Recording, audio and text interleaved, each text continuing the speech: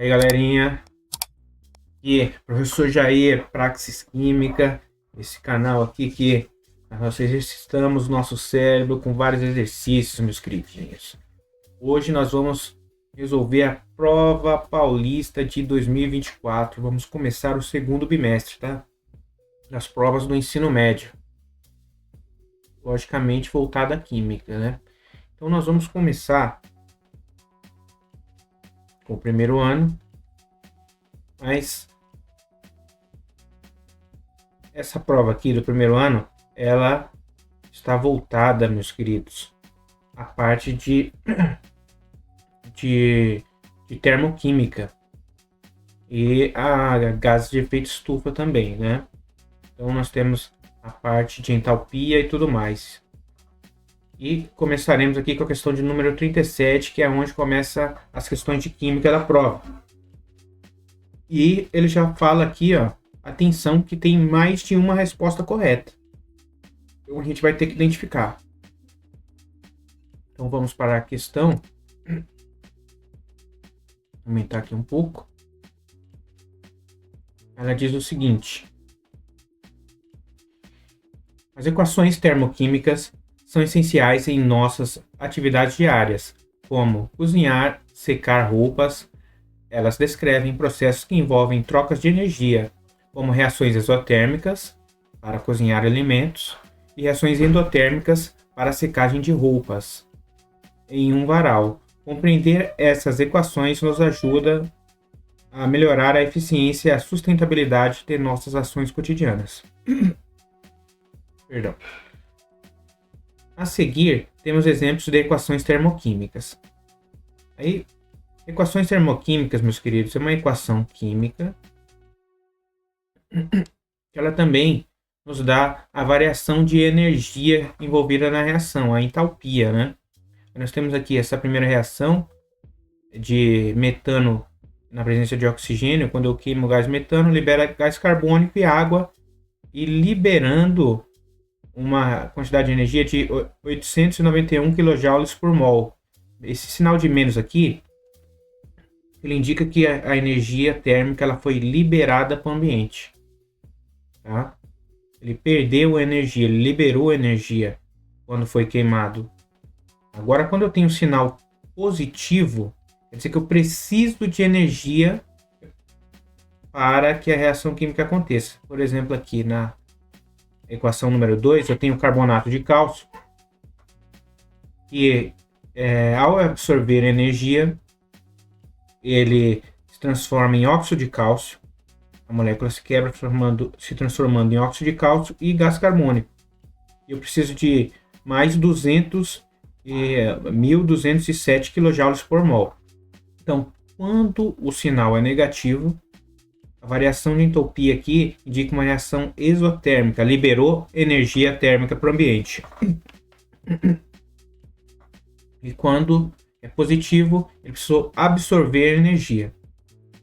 Aí ele pergunta o seguinte: analisando as equações térmicas, indique as duas alternativas verdadeiras. Aí eu tenho aqui A1 e A2.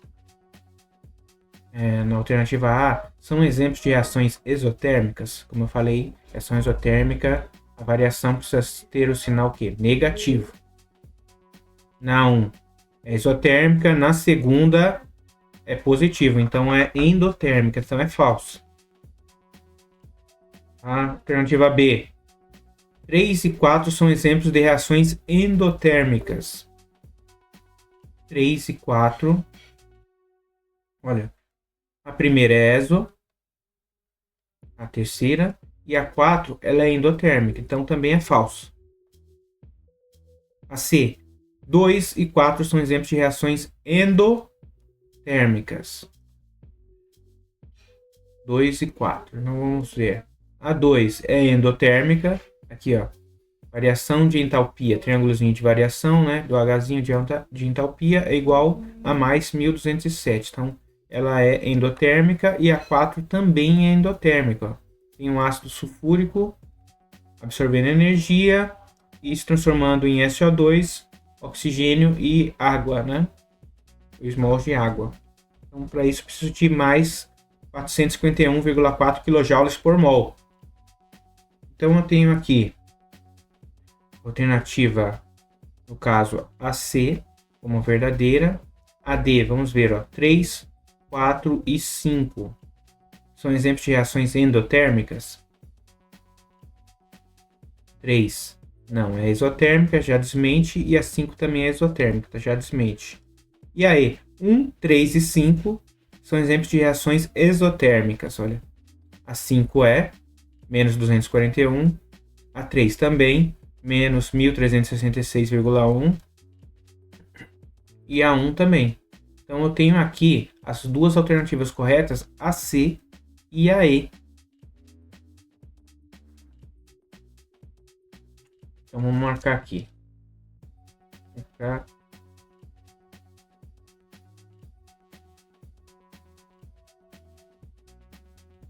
Vamos lá, vamos marcar. Alternativa C e alternativa... Meu Deus. Isso. E alternativa E. Pronto.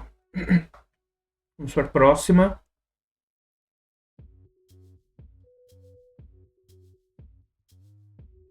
Eu tenho questão de número 38. Voltada aí a meio ambiente e a efeito estufa. O efeito estufa é um processo natural que regula a temperatura da Terra, mas algumas atividades humanas têm aumentado as concentrações de gases de efeito estufa na atmosfera. Tem essa imagenzinha aqui, o Sol emitindo radiação, a radiação reflete, parte na nuvem aqui vai para o espaço e parte aqui embaixo e volta, e ela é retida parcialmente pelos gases que voltam de novo esquentando a atmosfera, né? E ele pergunta o seguinte: qual das seguintes afirmações descreve corretamente o papel do aumento das concentrações de gases de efeito estufa nas mudanças climáticas globais? Eu tenho aqui a alternativa A. Os gases de efeito estufa representam um baixo impacto significativo nas mudanças climáticas? Não. Representa um alto impacto, né? Segundo as teorias aí relacionadas ao efeito estufa. Então, a alternativa A está errada. Alternativa B. O aumento da concentração dos gases de efeito estufa na atmosfera tem levado a um aumento das temperaturas globais devido ao seu papel na retenção de calor. A B está correta, como mostra a figura ali, e de acordo com a teoria. C.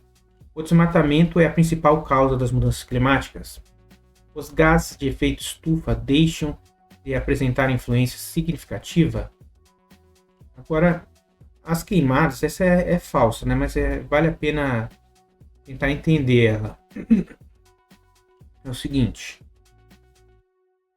quando eu faço um desmatamento, eu posso fazer o desmatamento queimando aquela vegetação ou simplesmente cortando as árvores ali, fazendo desmatamento, não necessariamente queimando.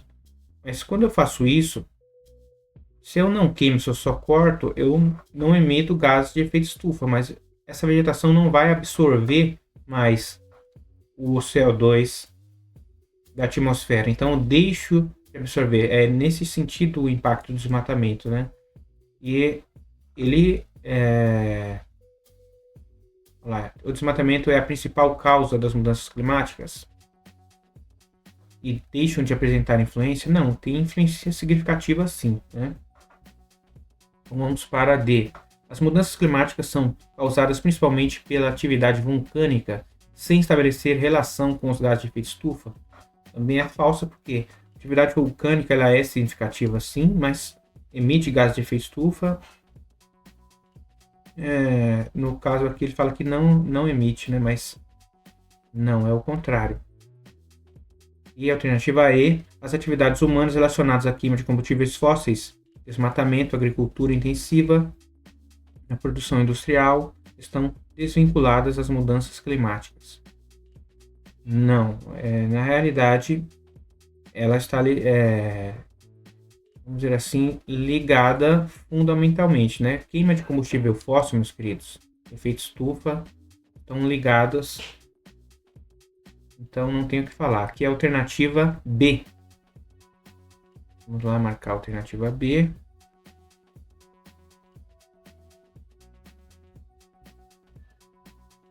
Olha que marcação maravilhosa. É de brincadeira. Vamos para a próxima. Nós temos aqui questão de número 39 da Prova Paulista de 2024.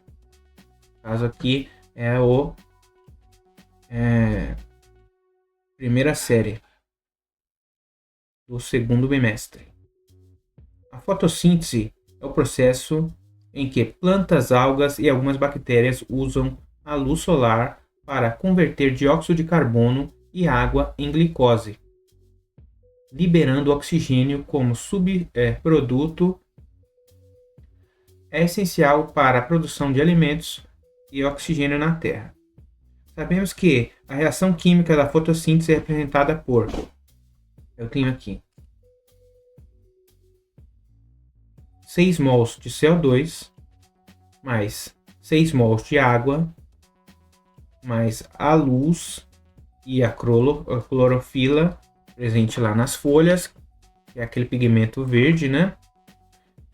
É ali que é transformado em açúcar, esse aqui, mais gás oxigênio como produto.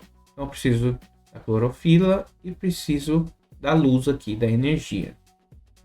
Dados os valores das entalpias de formação de CO2 menos 94 kJ por mol,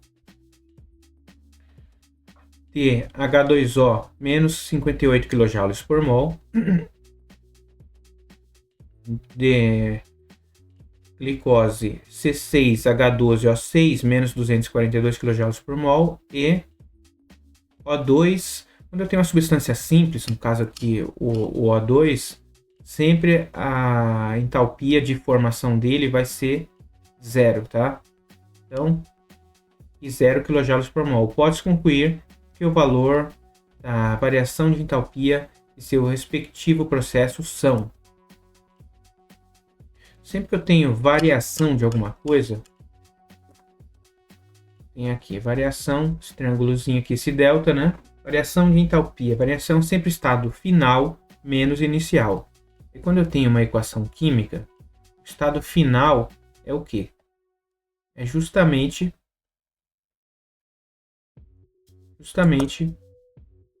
os nossos produtos. Vamos lá.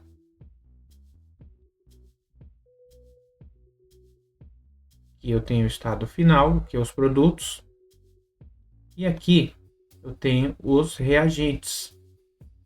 Então eu vou fazer final menos o inicial. Tá? Que é o que está aqui, ó. Somatória da entalpia dos produtos menos o somatório da entalpia dos reagentes. Então vamos fazer isso aqui rapidinho. Olha só. Ele fala o seguinte: a entalpia do CO2 é menos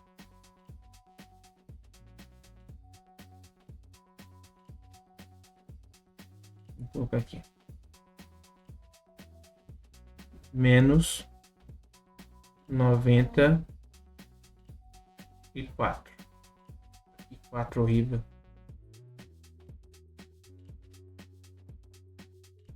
Fazê-lo menos 94. Mas como eu tenho 6 mols, eu tenho que multiplicar isso aqui por 6. A entalpia da água, ele fala que é menos 58 kJ por mol. Então, vamos colocar aqui menos 58. Como eu tenho 6 mols, a mesma coisa. Eu vou multiplicar por 6. E aqui a mesma coisa. Aqui é 0 do oxigênio. 0 vezes 0 é 0. Mas eu tenho aqui também a glicose. Ele fala no exercício que é menos 242 kJ por mol. Como eu tenho 1 mol só, então vou fazer aqui menos 242. Beleza. Aí fazendo essas contas aqui, vamos ver quanto é que dá. Quanto é que dá?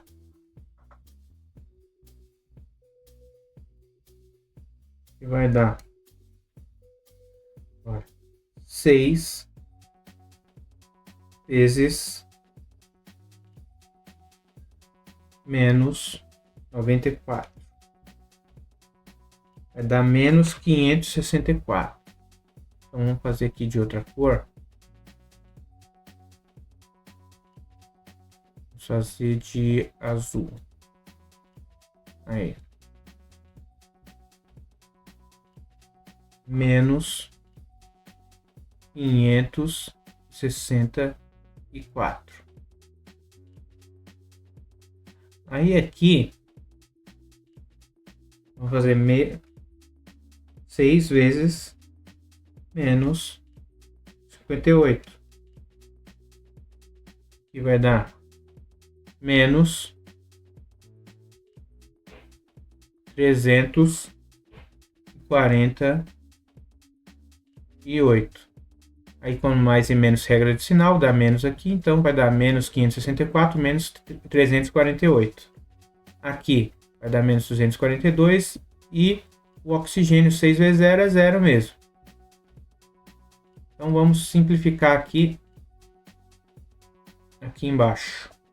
Então a soma dos produtos menos a entalpia, a soma da entalpia dos reagentes, que a gente já tem aqui. E lembre que tem que ter o sinal de menos aqui, tá? Sinal de menos a gente não pode esquecer, porque senão vai dar errada a conta. Os produtos, vamos lá, variação de entalpia é igual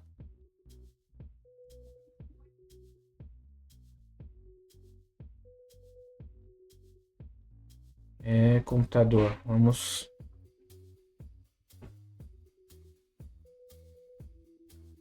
variação de entalpia é igual menos 242. Vamos ver se é isso mesmo. Computador ajudar. Isso. Menos, que é o menos da fórmula aqui. Aí coloca entre parênteses. Aí vamos fazer aqui, ó. Menos 564 menos 348. Beleza. Aí a gente vai fazer o seguinte. Vai somar isso aqui, depois fazer a regrinha de sinal e fazer essa conta aqui. Então, ó, variação de entalpia ΔH é igual, ΔH horrível, aí fica menos 242, vai fazer aqui rapidinho, 564 mais 348, ó, menos 912, regrinha de sinal aqui fica positivo, então fica variação de entalpia é igual menos 242 mais 912, variação de entalpia é igual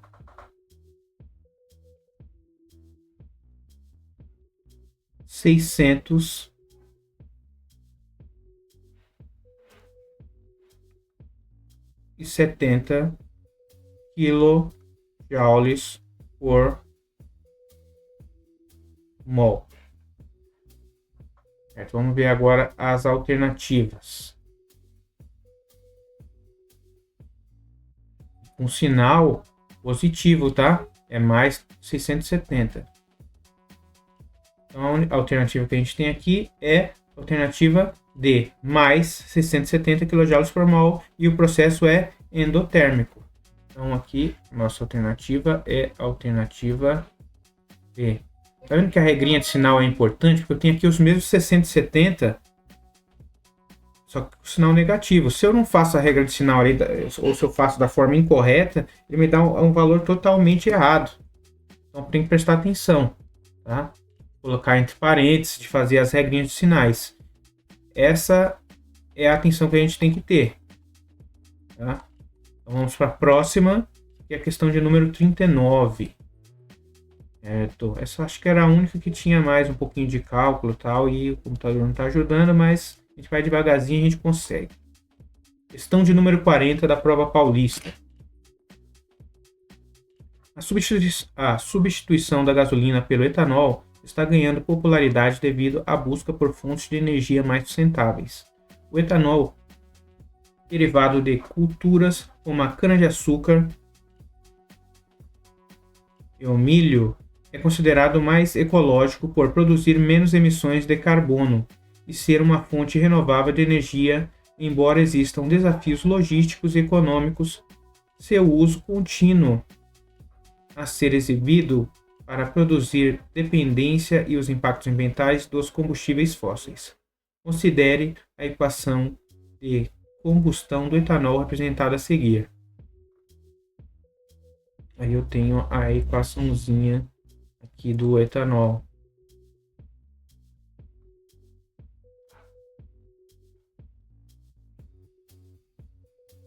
Aqui, ó. Eu tenho o etanol mais oxigênio liberando gás carbônico, 2 mols de gás carbônico e 3 mols de água. Ele fala o seguinte: calcule a quantidade de gás carbônico produzido na queima de 69 gramas de etanol e assinale a resposta correta. Eu tenho a massa molar aqui, ele já me deu facilitado, né? Massa molar do etanol, 46 gramas por mol, e a massa molar do CO2, 44 gramas por mol. Aí, como eu tenho só um mol aqui, e um mol é 46 gramas por mol, só que ele me fala que foi queimado 69 gramas, a gente tem que fazer uma proporção, uma regrinha de 3 básica aqui, para saber. Então nós vamos fazer o seguinte. Olha só. A cada 1 mol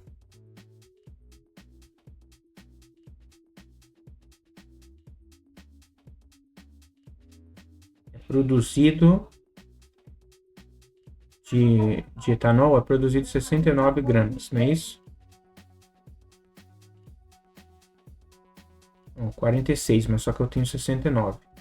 1 mol, eu vou ter 46, perdão, estou fazendo errado aqui.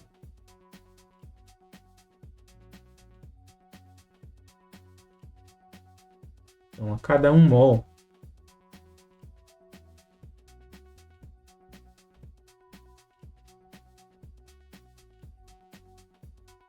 eu vou ter 46 gramas. Mas eu não tenho 1 mol, eu tenho 69 gramas. É isso? Não, na verdade dá para fazer de outra forma aqui. Tô me confundindo. Perdão, gente, perdão. Tô meio confuso aqui.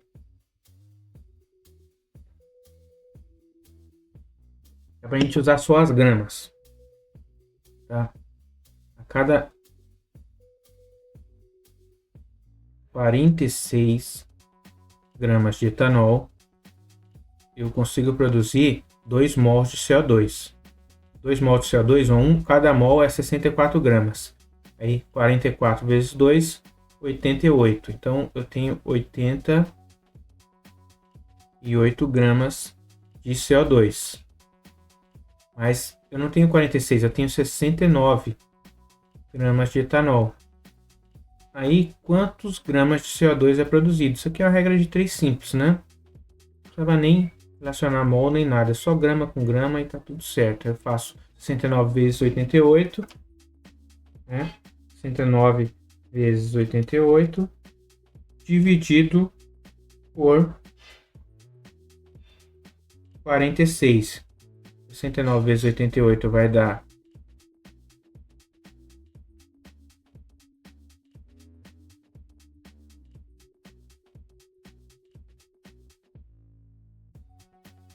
6.072.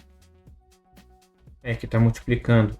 Eu passo dividindo, fica 6.072 dividido por 46. Isso vai dar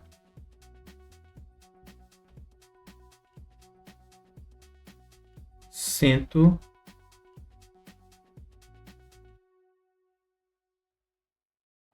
Vai dar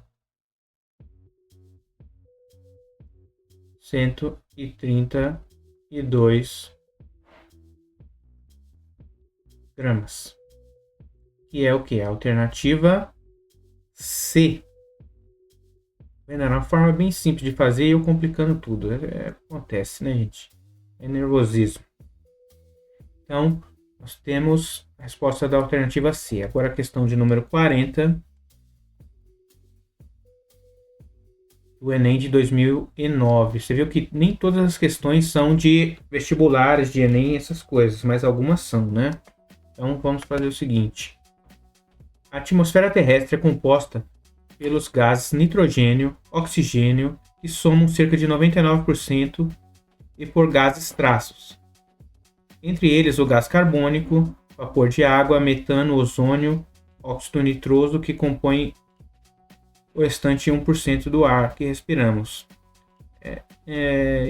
Fora a poluição também, né? Os gases traços, por serem constituídos por menos 3 átomos, conseguem absorver o calor irradiado pela Terra, aquecendo o planeta. Esse fenômeno, que acontece há bilhões de anos, é chamado de efeito estufa. A partir da Revolução Industrial, do século XIX, a concentração de gases traços na atmosfera, em particular CO2, tem aumentado significativamente, o que resultou no aumento da temperatura em escala global. Mais recentemente, outro fator tornou-se diretamente envolvido no aumento da concentração de CO2 na atmosfera: o desmatamento. Considerando o texto, uma alternativa viável para combater o efeito estufa é... Eu tenho aqui. Ele dá toda aquela volta naquele enunciado gigante e a pergunta mesmo está só nesse parágrafo aqui, esse trechinho. Alternativa A: reduzir o calor irradiado pela Terra mediante a substituição de produção primária pela industrialização refrigerada. Não.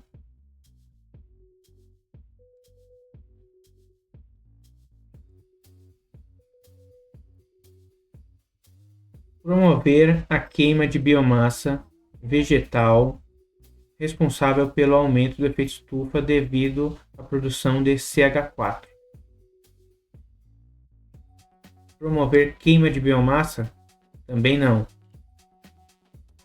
Reduzir o desmatamento, mantendo-se assim o potencial da vegetação em absorver o CO2 da atmosfera.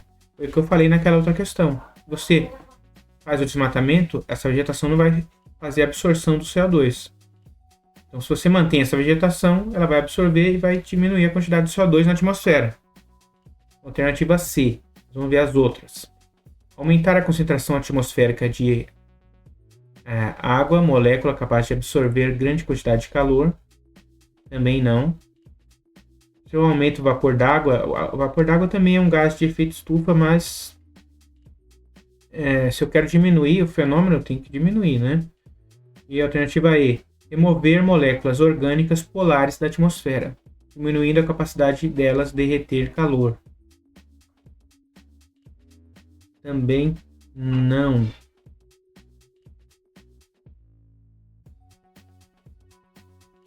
Então, vamos marcar aqui a alternativa C.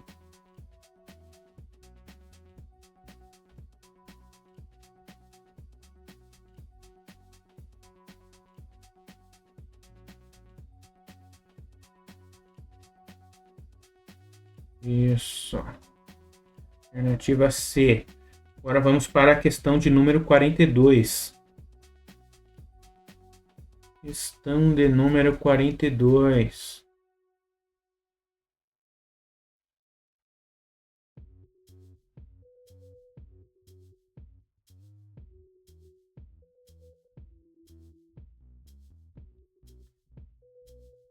Segue abaixo a representações de usinas geradoras de energia elétrica. Eu tenho aqui a usina hidrelétrica, usina nuclear e usina termoelétrica.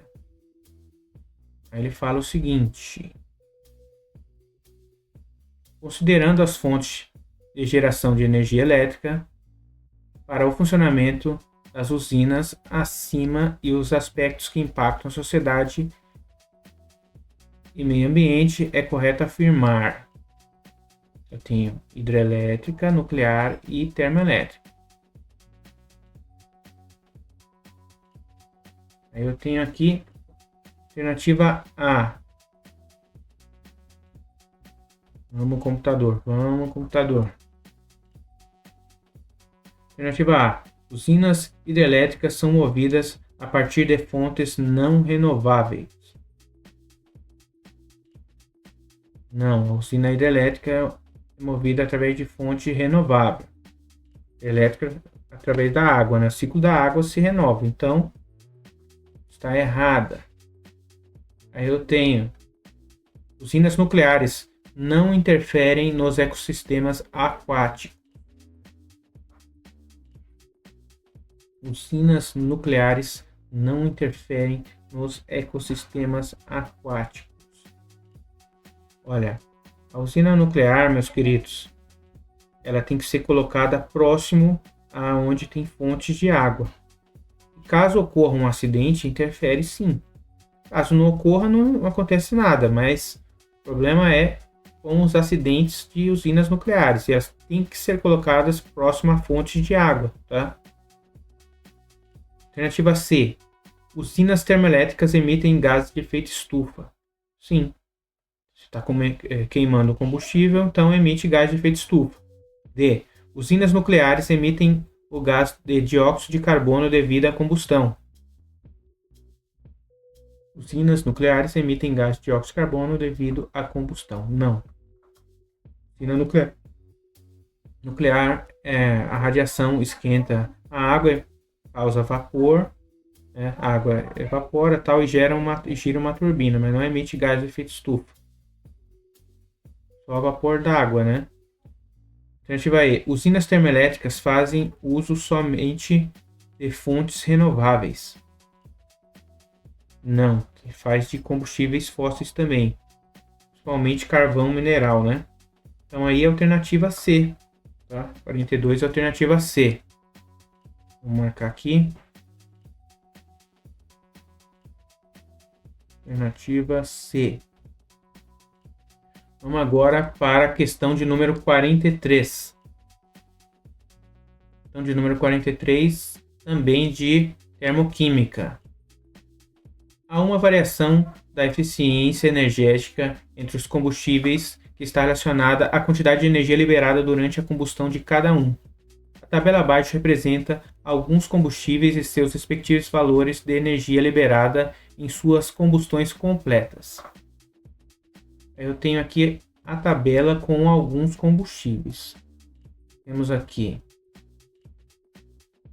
hidrogênio, etino, etanol, metano e benzeno. Todos aí liberam energia. Tá vendo o sinal de menos aí na variação de entalpia em kJ/mol a 25 graus Celsius? Aqui tem o maior valor aí, é o benzeno, 3.268 kJ/mol liberados, menos 3.268. Aí o que ele pergunta está aqui embaixo. Ó. Assim, comparando os valores dos combustíveis acima, identifique qual combustível apresenta maior valor de energia liberada. A gente já viu, é o benzeno. Então é a alternativa A.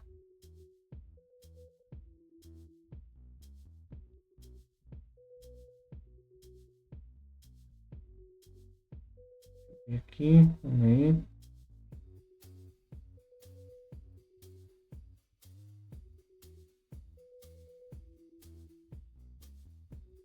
lápis é a alternativa A. A próxima. Questão de número 44 da prova paulista, meus queridinhos. É questão de número 44. A biomassa é uma fonte de energia renovável derivada de materiais orgânicos, como resíduos agrícolas, florestais e até mesmo resíduos urbanos. Esta forma de energia pode ser convertida em eletricidade através de processos como a combustão, gasificação ou fermentação. Segue abaixo um esquema que resume os processos na produção de biocombustíveis, etanol e biodiesel. Vamos ver essa figura. Ela está meio feinha, mas vamos tentar aumentar aqui para ver. Então, ó, cana de açúcar. Aí ela vem para a usina, tal. Aí ela pode ser transformada em açúcar ou etanol. A soja, ela vem para a usina. Aí o farelo vai ser consumido ou vai ser produzido o biodiesel da soja. Aí os dois aqui. A partir da usina é transportado para um posto de gasolina. E a gasolina e o diesel são voltados para a usina. Aí vamos ver qual é a pergunta aqui. Considerando os números que representam o processo no esquema, é possível afirmar que no processo 3, há etanol produzido a partir da trituração da soja. Primeiro que a trituração da soja não produz o etanol, a gente viu que produz o diesel.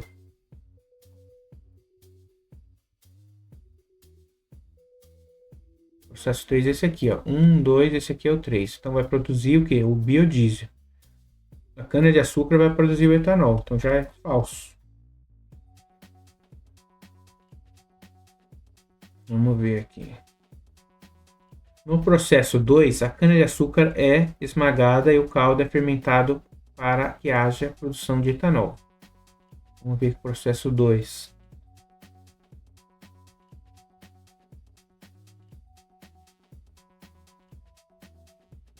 Processo 1, processo 2.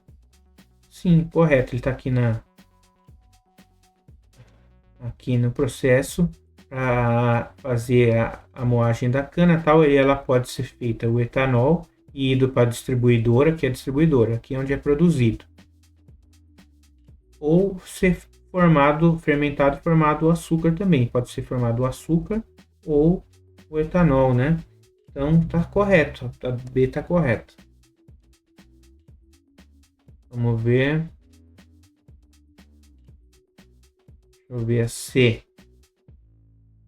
No processo 4, o biodiesel é produzido esmagando a cana-de-açúcar para que haja produção de diesel. Não. O diesel ele é feito, meus queridos. Ele é feito do petróleo. O biodiesel ele é feito aí de vegetais, né? No caso aí da soja, né? Então, essa informação está errada. Vamos ver aqui o próximo.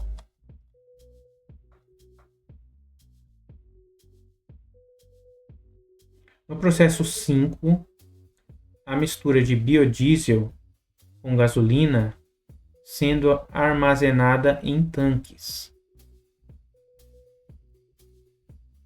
Diesel com gasolina. Também não. Ó.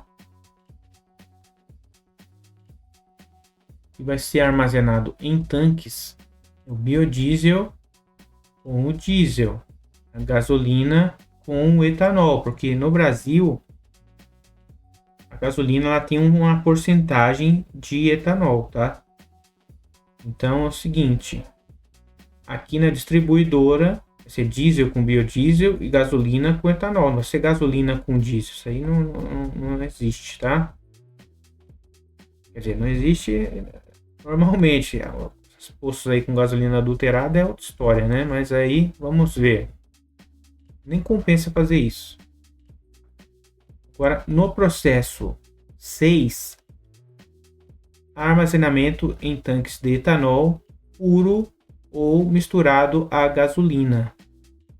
No processo 6. Vamos ver qual que é o processo 6 aqui para ver. Não está errado, mas ver qual que é o processo 6. 5, 6. Não. No processo 6 aqui, o caminhão está saindo da distribuidora e indo para o posto. Então, tá errado. Então, aqui é a alternativa B. E aprender a ler uma figura, né? É bem simples o processinho. O problema é que a figura não está tão boa assim, as imagens, né? Mas tudo bem. Então, aqui nós temos a alternativa B. No processo 2, a cana é esmagada e o caldo é fermentado para que haja a produção do etanol. Vamos marcar aqui. Alternativa B. Vamos para a próxima. E agora, questão de número 45, meus queridinhos. Da prova paulista. Essa aqui é a última questão de química, né? O biogás é um combustível que pode ser produzido a partir de material orgânico de aterros sanitários e biodigestores. As etapas resumidas quanto à formação de biogás e aterros sanitários são preparação de lixo, compactação de lixo, formação de biogás, coleta e tratamento. A formação do biogás ocorre pelo processo de decomposição anaeróbia da matéria orgânica, tendo como subprodutos gases como metano, dióxido de carbono, sulfeto de hidrogênio e umidade. Considerando o processo de produção de biogás a partir de aterros sanitários, é possível afirmar que... Vamos lá, alternativa A. O biogás é considerado uma fonte de energia não renovável, uma vez que o lixo orgânico é algo finito. Não, muito pelo contrário. O biogás é considerado uma fonte de energia renovável. Por quê? Porque a matéria orgânica ela vai sendo produzida, consumida, produzida, e a gente pode reaproveitar os resíduos para a produção de biogás. E a matéria orgânica não vai deixar de ser produzida, né? Bom, alternativa B. Não necessariamente é preciso compactar o lixo para seguir para decomposição aeróbica em aterros sanitários. Primeiro que a decomposição não é aeróbica, ela é anaeróbica, é com baixa ou a não presença de oxigênio inicialmente, tá? Somente você coloca ali a terra por cima, o oxigênio não vai ter ar ali, vai ter só a matéria orgânica e uma camada de terra por cima. Vocês concordam comigo? C. O uso de lixo orgânico como energia não consegue captar gases de efeito estufa.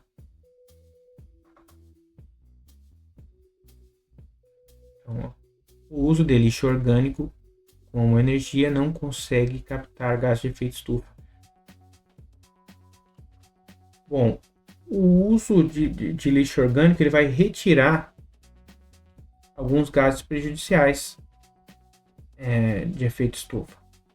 Então, é benéfico você reutilizar a forma de biogás, porque, querendo ou não, os gases que seriam liberados são mais prejudiciais do que o gás carbônico. Então, quando você usa, você elimina alguns gases que vão ser liberados, sim.